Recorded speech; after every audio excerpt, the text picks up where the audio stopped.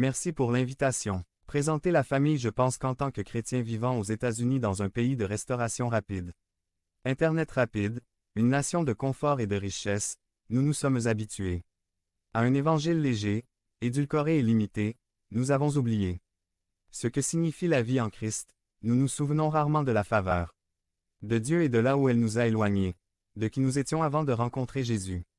Nous vivons dans un pays où nous avons tous des droits, peut-être pensons-nous que nous avons le droit de mériter la faveur de Dieu, les bénédictions de Dieu. 376. L'apôtre Paul nous raconte son passé, en se souvenant de ses péchés et de la grâce abondante de Dieu, qui l'a transformé en apôtre des païens. Paul nous dit ce que signifie une nouvelle vie en Christ. Lisons 1 Timothée 1, 12 à 17 NIV. 12 Je remercie celui qui me fortifie, Jésus-Christ notre Seigneur, de ce qu'il m'a estimé digne de confiance en me mettant à son service. 13 Autrefois, j'étais un blasphémateur, un persécuteur et un homme insolent. Mais Dieu a eu pitié de moi. Parce que j'étais incroyant et que j'ai agi dans l'ignorance.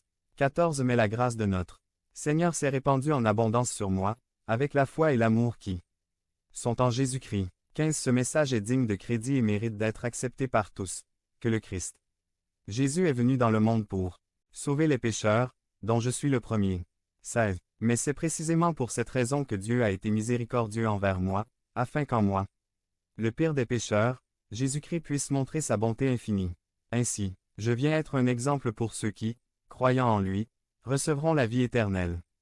17 C'est pourquoi au Roi éternel, immortel, invisible, au Dieu unique, honneur et gloire soient pour toujours et à jamais. Amen. L'histoire de la conversion de Paul est répétée pas moins de 6 fois dans le Nouveau Testament. Acte 9, 22, 26. Galates 1 et 2. Fil 3. 1 Tim. 1. Nous ne devons jamais oublier la vérité profonde et simple. Jésus-Christ est venu dans le monde pour sauver les pécheurs, parmi lesquels je suis le premier. 1. 15. La définition la plus courante de la grâce est celle de faveur imméritée. La grâce de Dieu signifie que Dieu nous donne ce que nous ne méritons pas, et l'amour de Dieu signifie que Dieu ne nous donne pas ce que nous méritons. Aujourd'hui, j'ai 3 points très fondamentaux, je suis sûr que vous les avez déjà entendus des milliers de fois, mais en même temps, ces 3 vérités sont difficiles à accepter si l'on ne comprend pas. L'amour et la grâce de Dieu. 1. La grâce et l'amour de Dieu sont abondants. Saül le persécuteur est devenu Paul le prédicateur. Et son cas ne fait pas exception. Nous lisons déjà dans 1 Timothée 1 et le verset 16, il est dit que sa conversion est un modèle de ce que Dieu peut faire avec n'importe quel pécheur. C'est un modèle de ce que signifie une vie en Christ. Aucun péché n'est hors de portée de la grâce de Dieu. Lorsque la grâce de Dieu inonde une vie, cette personne est radicalement transformée, pour toujours. Il est intéressant de noter que l'apôtre s'appelait Saul comme le premier roi d'Israël. Mais après avoir rencontré Jésus, il a changé son nom en Paul du latin. Paulus égale petit ou humble. 377. L'Évangile est basé sur la miséricorde de Dieu, et une grâce abondante. 1. 13b 14. Paul dit, mais Dieu a eu pitié de moi parce que j'étais incroyant.